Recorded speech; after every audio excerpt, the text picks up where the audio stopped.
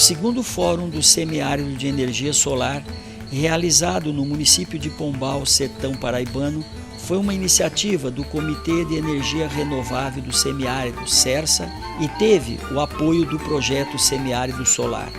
Com extensa programação dirigida às instituições públicas, sociedade civil organizada, organização não governamentais, docentes e discentes e público em geral, foram 3 dias de intenso debate e discussões.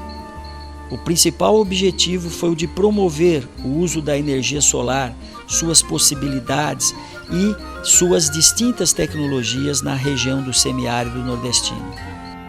Eu quero, em nome do Comitê de Energia Renovável do Semiárido, dar como aberto esse evento, o segundo Fórum do Semiárido de Energia Solar.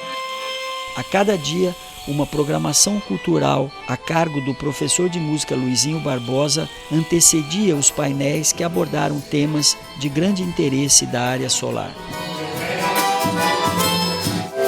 Sintam-se homenageados nesta manhã, porque o grupo Somos, Grupo Pontões de Pombal, saem pelas ruas da nossa cidade, saudando as pessoas exatamente, passando o maracá sobre a cabeça de cada cidadão. Tudo o que nós fazemos interfere na vida dos outros. A conferência de abertura coube ao sociólogo Ivo Poleto, do Fórum de Mudanças Climáticas e Justiça Social, abordando o tema Potencial do Semiárido para a Geração de Energia Solar e os informes da COP21. Então, qual é a situação em que se encontra o nosso planeta? A pergunta é a seguinte: será que nós estamos já na longa história da Terra? Será que nós já estamos mudando o tempo da própria história da Terra? Será que nós estamos vivendo já num ciclo que vai ser chamado no futuro de antropoceno? Será que nós já estamos vivendo no antropoceno? O que é que significa essa palavra? Será que nós já estamos vivendo um tempo da história da Terra que está modificado, a própria condição da existência do planeta Terra já está modificado pela presença e pela ação do ser humano, da espécie humana? Nosso objetivo aqui é traçar um painel de como que está a energia solar no Brasil, para vocês terem a correta dimensão.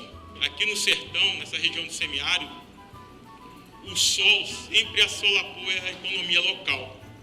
O sol sempre dificultou a atividade de agricultura, de pecuária nessa região. E agora, esse mesmo sol, ele se apresenta como um vetor de desenvolvimento econômico do semiárido. A gente pode transformar a região do semiárido usando esse mesmo sol que sempre atrapalhou a economia. E as usinas solares fotovoltaicas estão sendo introduzidas nesse momento no país, por isso elas pouco aparecem aqui na potência instalada. Então vem aí o primeiro sinão da energia solar. Por que o Brasil tem um índice de sol tão alto e até hoje não se movimentou com a energia solar? E aqui tem uma resposta, porque a nossa geração é toda renovável a um custo competitivo.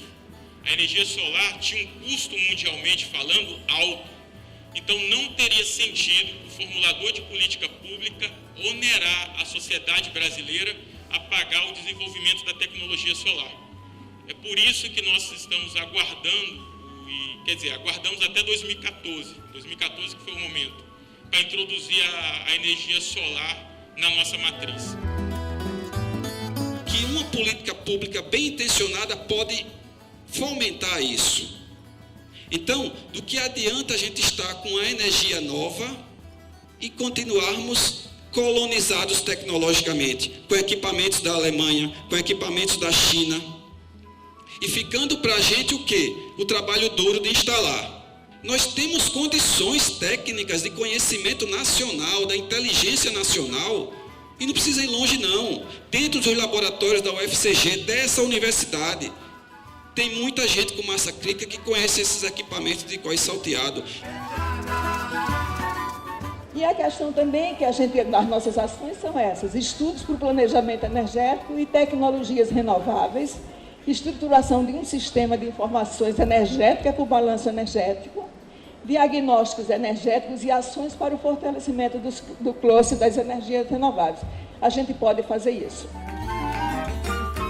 Como a gente tirar essa discussão e colocá-la na rua? E vocês, para mim, são os agentes condutores disso. São vocês que vão começar a dizer aos seus vizinhos, aos seus pais, que nós temos uma importante fonte de energia presenteada todo dia. E como é que nós vamos fazer com que esse potencial seja explorado? Primeiro, nós precisamos dominá-la cientificamente.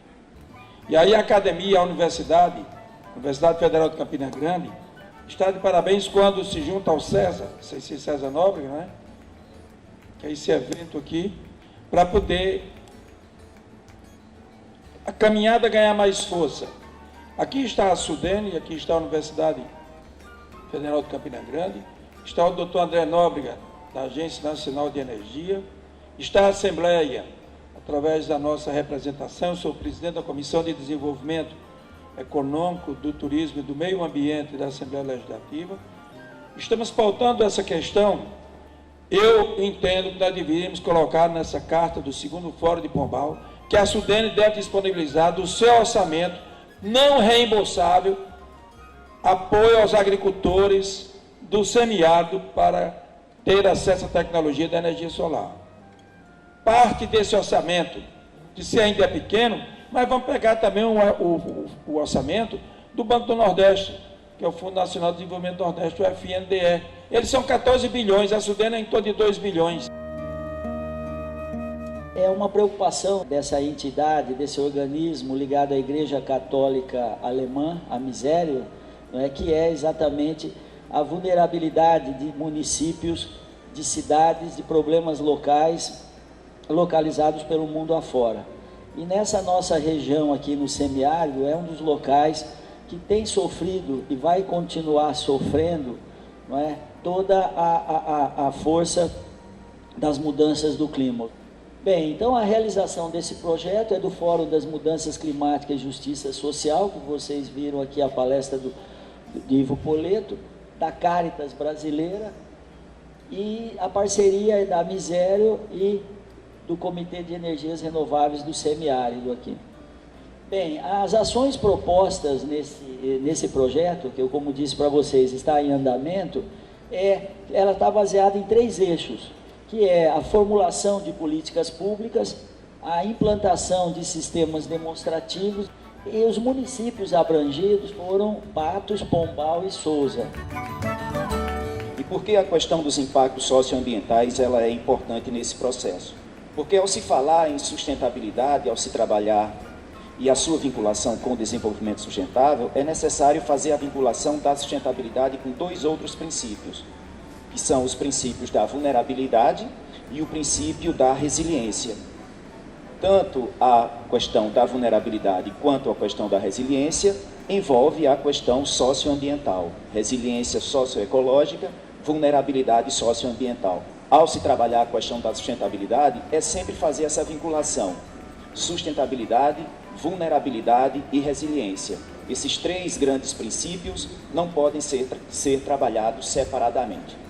Conjunto de indicadores de sustentabilidade energética que podem ser utilizados para você avaliar até que ponto aquele processo de geração, armazenamento, distribuição e consumo de energia possa ser medido de alguma forma, possa ser avaliado de alguma forma. A exploração dessa, o chamado também negócio dos ventos, ela consiste em 2 locais praticamente, ou na costa, na região costeira, ou no interior, em locais mais altos, onde as velocidades do vento são maiores. Por exemplo, lá no nosso estado, de 2 anos para cá, que começou a instalação desses aerogeradores, já foram desmatados do bioma Caatinga o equivalente a 800 campos de futebol. Não vamos falar em energia limpa, não existe. colocados aqui por mim, no que se refere à energia eólica, ela também é verdadeira para a energia solar. É preciso se pensar muito claramente como é que vai se dar a relação destas empresas com a sociedade como um todo. Isso nós fizemos. Pombal é o terceiro melhor IDEB do estado da Paraíba e tem uma saúde invejável. E eu quero deixar só uma frase aqui para concluir, que é do nosso conterrâneo, Celso Furtado, que diz assim: só haverá verdadeiro desenvolvimento ali onde existir um projeto social subjacente. Bom, eu sou responsável da cooperação, não sou nenhum especialista em energia solar, mas a minha ideia é um pouco de trazer para vocês um pouco da experiência europeia. A questão das energias renováveis, ela começa a ser realmente incorporada nas políticas europeias a partir de 97.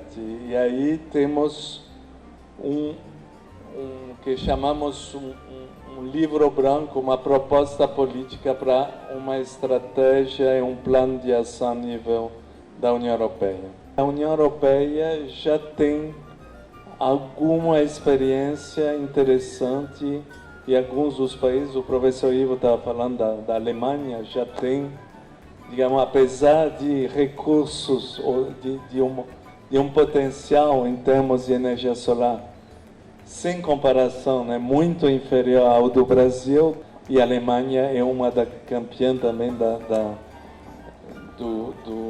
luta contra a mudança climática, como a União Europeia como um todo. Da luta contra a mudança climática, a matriz energética deve ser radicalmente mudada, e a energia solar, eu acho que representa um elemento fundamental. Como dizia esse próprio poeta, é meu avesso que se vê o sertão. É preciso olhar pelo coração, é preciso olhar pelo coração. Porque o sol que castiga é o mesmo sol que gera vida.